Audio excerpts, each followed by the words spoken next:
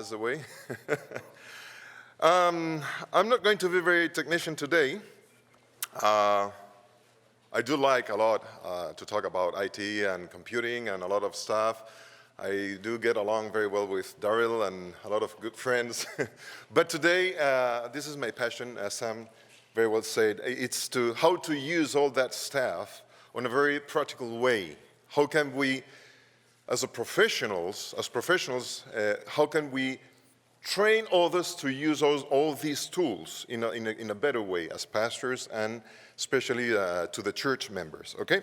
So let's talk about Evangelism 3.0. Let me start with a couple of quotations of the Spirit of Prophecy.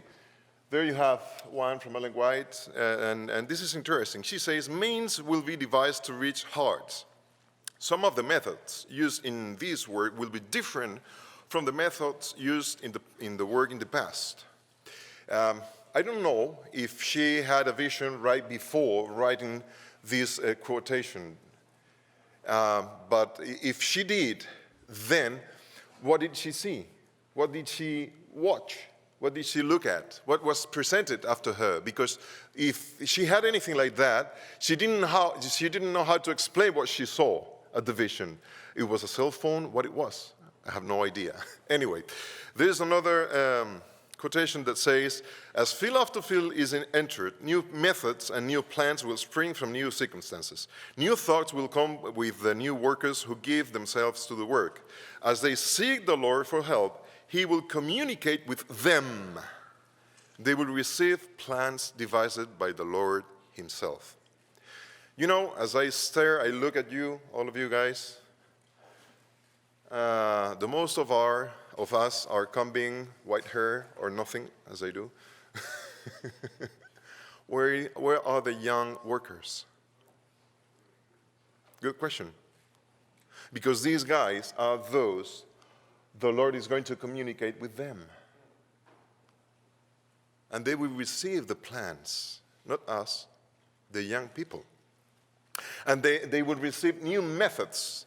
What methods are we using in personal ministries departments, at division level, at union level, at conference level, at mission level? Are we still doing the 5 plan for quitting smoking? Are we still doing the stress plan? Are we still doing those things? Do we have success with that? Actual success? We're using means that were used in the 60s and the 70s, but we are now in the middle of the 2010 and we are in 2016, don't we? So why are we still using methods that were used already 50 years ago? We have new circumstances, but we are not using all the new means, okay? Just a thought to share with you. This is a photo I took in Madrid in a mall, and it's interesting. I know Victor Halbert. Where are you, Victor? Somewhere. I don't see your hand. He loves to use this photo in UK. As you see, this is a Starbucks in a mall in Madrid. You see people with cell phones? And this guy is bored, but the cell phone is over there. No one is talking to each other. And this is something that you may see repeated all over the world, or most of the world. I mean, this is Spain, this is Madrid. Nowadays, these are the circumstances. Now, a question. How many of you have right now a laptop open? How many of you are tweeting about gain? So you guys are multitasking right now. Let's be positive. You are listening to me and you are multitasking because you are just reading emails, attending some things, some staffs, probably publishing something else. That's a fact. I mean, I'm very glad I was very glad to hear for the first time from Daryl, it was 2-3 years ago, about these apps that listen to the TV. It's second screen apps. And you know, most of the people, they are just watching TV with a device with them. It may be a tablet, it may be an iPhone, something like that. The situation right now is that this is not the standard anymore. This was taken in Portobello Road in Notting Hill last summer or 2 summers ago, maybe. I don't know. So please, someone shuts the Wi-Fi down, please. Okay? Now, seriously. This is a fact. Everybody goes to a cafe, they sit around, they probably chit-chat a little bit, but they are on their phones. This is the situation that we have to face. Even in church, when I am preaching, I encourage my church members, especially the young, to tweet or to post anything about the sermon that I am preaching. Because if they don't do that, they will not pay attention, and they will be on Facebook or Twitter or WhatsApp or whatever, and they will be gone. Okay? So, how can Evangelism 3.0 step into all this big mess? How can we use all these new technologies into the personal ministry? That's a tricky thing. You know, let's talk about a social network.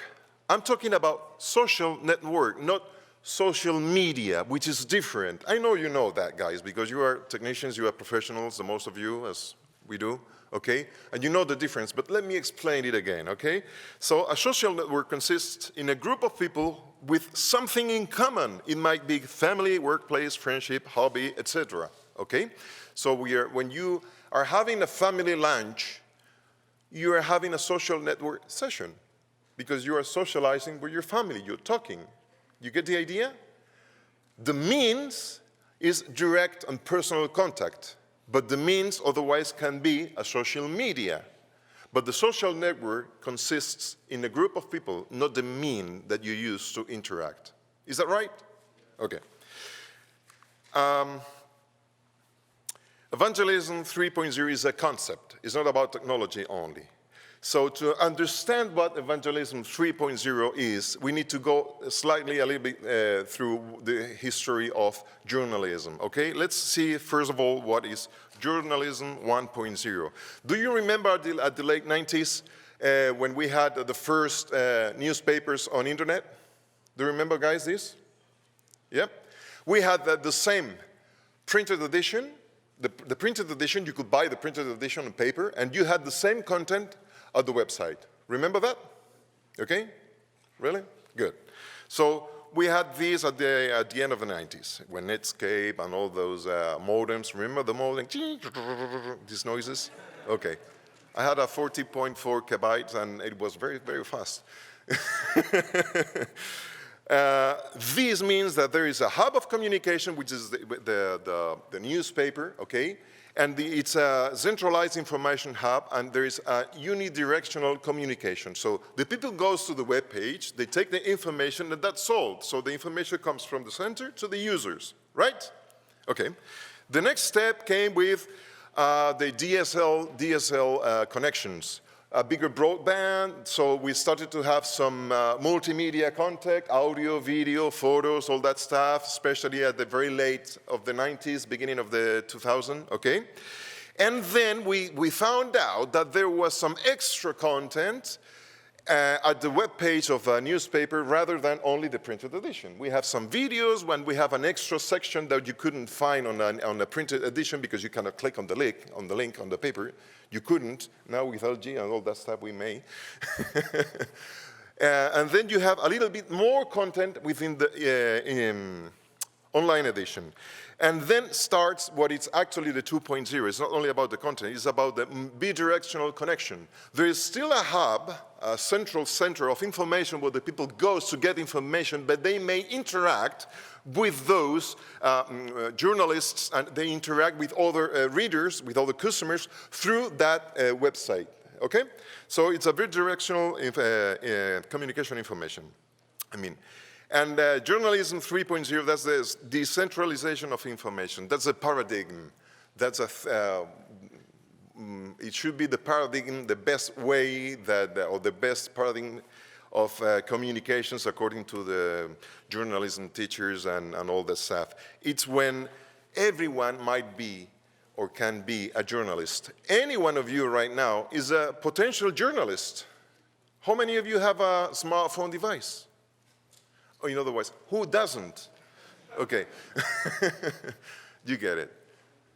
A few weeks ago, 2 weeks ago, or 3 weeks ago, when you had the big storm here, I saw Chip Dizzard on Periscope teaching his students how to do citizen journalism, starting out his own home with a mic and a camera. Hey guys, this is citizen journalism. I am standing on the snow. I don't know if you saw him. in internet. Actually, anyone can do this. And this is something that worries and concerns, for instance, to the Chinese government, okay? So the pattern is something different. It's when you do not only trust CBN or CNN or ANBC or something like that for news, but you want to know directly from the people who's living the news, and you want to know and to get the news firsthand, okay? You see what I mean? Actually, tell me, do you really believe that all the news are not, how could I say, misconducted somehow? Do they have interest? No, they don't. Do they have political inclinations or parties? So if you want to get real information, what is the best source? You may talk. So is the person who has been living the news, who has been living that moment, you ask that person because there is no filter between the source and you. And that's what the tendency in nowadays, okay? So we may still find the BBC somewhere, okay? BBC, for instance, CNN, Al Jazeera, let's say. But we'll have a lot of other places where you can reach out for information, for more pure information.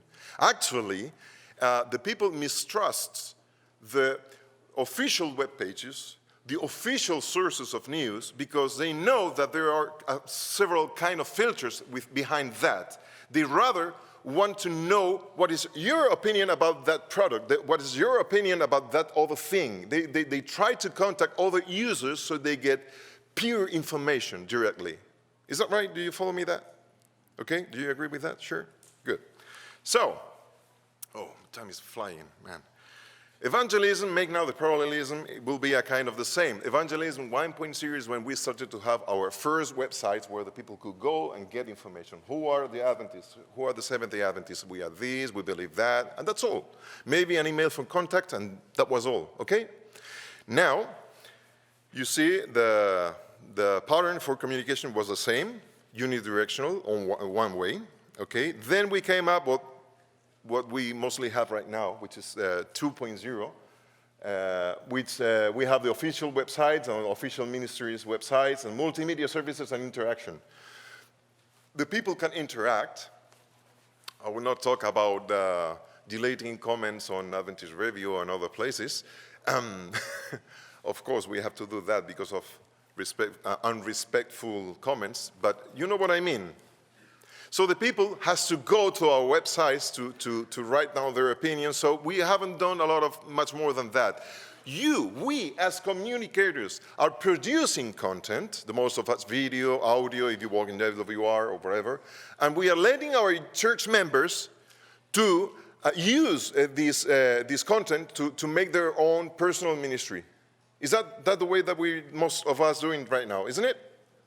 Yeah? So we try to produce things that the people might be interested in so they can grab your video from YouTube and they can share that in their webpage, in their Facebook profile or whatever.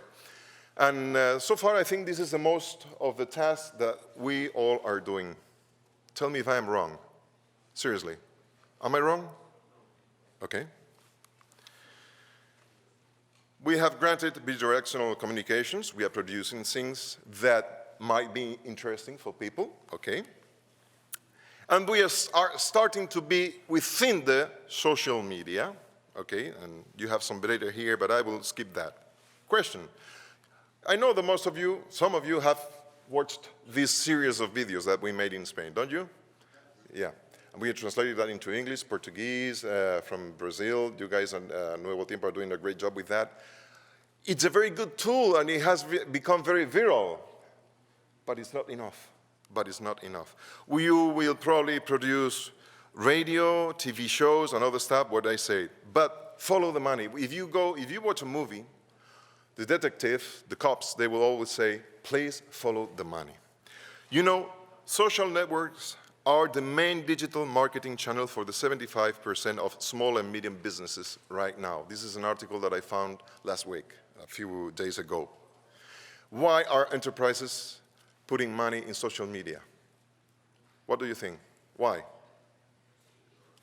Because it's worthy. The people is right there. You do not go hunting to the sea. You do not go fishing to the mountains. You go fishing where the fishes are. You go hunting where the deers are, don't you? So the people is investing money where the people is. So we need to be there, but not only as institutions, okay? There is several news articles that I found interesting. The future branding is one of that targets the customer hearts. We are trying to brand our church. And this is something that we spoke today, you will see the next days. But the future branding, I'm talking about enterprises. They are trying to target the emotions of the people, the feelings of the people. I'm talking about businesses. We have the best emotions to sell. Okay? So there's a message for us. Let's go forward. How about the Alpha generation? Any one of you have heard of the Alpha generation, guys? These are the nowadays toddlers. They were born with an iPhone. These guys in 10, 15 years are going to be the main customers, investors. In 20 years, they will be adults. Are we thinking in that? Are we going mobile? Just thoughts. Cisco predicts, sorry, I'm going a little bit behind. Yeah, Cisco predicts that the 70% of the world's population will be mobile users by 2020. How is that possible? Have you thought about that? You're not the ones that are only here with your computers and iPhones. There's a lot of people. And if someone is interested in this, please look for me after the talk, and I will tell you a couple of stories that will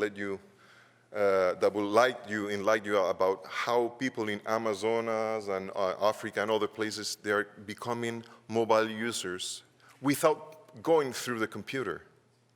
Okay? Now, question.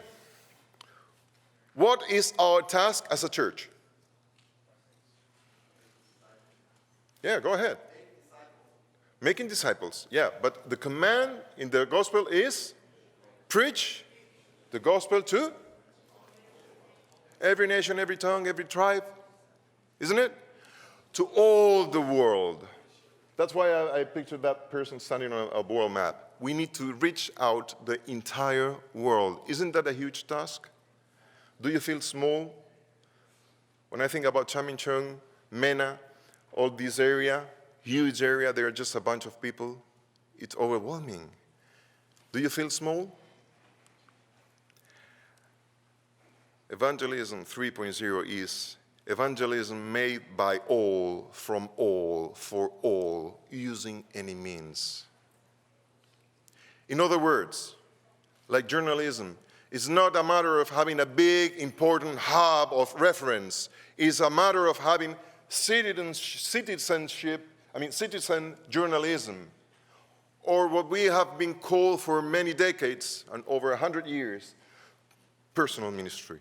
We need to get every church member involved in sharing the gospel somehow, using the new technologies, using their own networks. Okay, there's much more to say in this, but let me go further a little bit more. Evangelism 3.0 is this. I'm not talking about self-supporting ministries, which is good as well. I'm talking of having within every church member a potential internet preacher. You guys, I asked a few minutes ago, are with your laptops and your computers, don't you? And your smartphones. Are you interacting to someone right now? If they say no or nothing, because they are interacting actually. That means that you are here, but you are at the same time talking to someone or interacting to someone else. And people is doing this constantly. Remember the photo, the picture of the Starbucks coffee in Madrid. The people were there sitting together, but they were talking with someone else. And we are doing this constantly, all day long, all week long, every month, all year long. We need to use that to involve the message of the gospel somehow within our interactions. And I have an entire training course for lay members on that. It's a couple of hours. There's no time to do it right now, but it's really very interesting because it's very easy to do so. So we will still have, we will still have, I'm sorry, this is very fancy,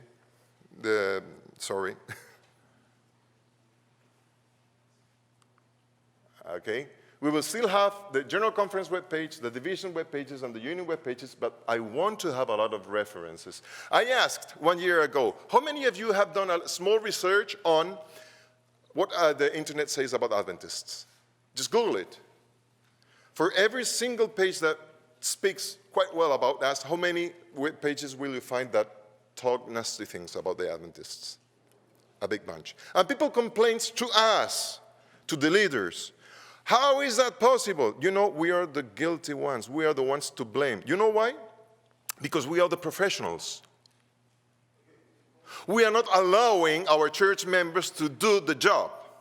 Every month we preach at least once, encouraging our church members to go out, step out the church, and preach on their own. Is that right or not? How can you control that? Can you control that? What do they say? How do they share the gospel? Nevertheless, you encourage them to do so, don't you? Okay? But we are the professionals. Let us take care of the media. Let us take care of internet. You better don't do it because we do not know what they're going to publish. And that is our main sin. We need every local church member to get involved in internet and to preach the best way they can. Let the Holy Spirit take care of that. We will supervise somehow, of course, but let's do it. If we have a lot of people talking positively about the gospel and about the Seventh-day Adventist Church, instead of telling them that we are the professionals, which is good and it's real, then we will have 1,000 websites, 1,000 posts where there is only one talking positively about the Seventh-day Adventist Church. And we will overwhelm those that talk against our church. Did you get the point now? Did you get it? 3 minutes and I have to go through. How about if we just split the whole world into small pieces like a puzzle and we give a small piece to each one of our church members? Could that be done? You know, I am a motorcycle rider. I love motorcycles. Indeed. I'm sorry for Valentino Rossi, I'm from Mar Marquez. Anyway. Sorry for Elsa. I have reached people in the Spanish government, the Ministry of Justice, and other areas of the Ministry of the Spanish government because these guys are motorcycle riders as well. But there are other people within your church that they are good in cooking, they're good in gardening, they're good in whatever, and they will find a social network of people interested in that, and they could reach out through that way, through that social network. Otherwise, they would never do it directly with the gospel. How about using millions of resources that we have in our divisions, and we are not using them so far? Do you realize the huge power, the powerful tool we have right before ourselves, and we are just not paying attention to it? Encourage your church members to do so. Oh, the question is, who controls it? There's a case of study, but I will pass this. Now, is a person that is giving some Bible studies once in a while, maybe once a month, once every 2 months on internet. It has reached the top of 5 million Bible studies given away. Anyway, I think the key point is, would you ask your church members, what do you like to do? Then they will find what can they talk about. They need to talk about soccer. They need to talk about football. They need to talk about cooking pasta, corrado. They need to talk about whatever they like to. And as long as they get along with new people, they meet new people because they share that common interest, there will be opportunities to share other things because they will ask, why do you believe that? Why do you say that? You know what I'm saying? It's a update of Jesus' method, meeting people where they are. It's nothing new, but it's including the new technologies in this. We need to tell them, what do you feel comfortable with? Talk about that. It's not only about just the Bible. The Bible will come along, but what do you like to do? What do you feel comfortable with? Our task is to help every church member to find ideas, create their own content, experiences, and stories, and share them personally using any media, any means. It could be Facebook, it could be Twitter, a webpage, or whatever. My time is gone, and I'm done. Tell your own story. That's what we have to say. We have to ask to our church members. Thank you.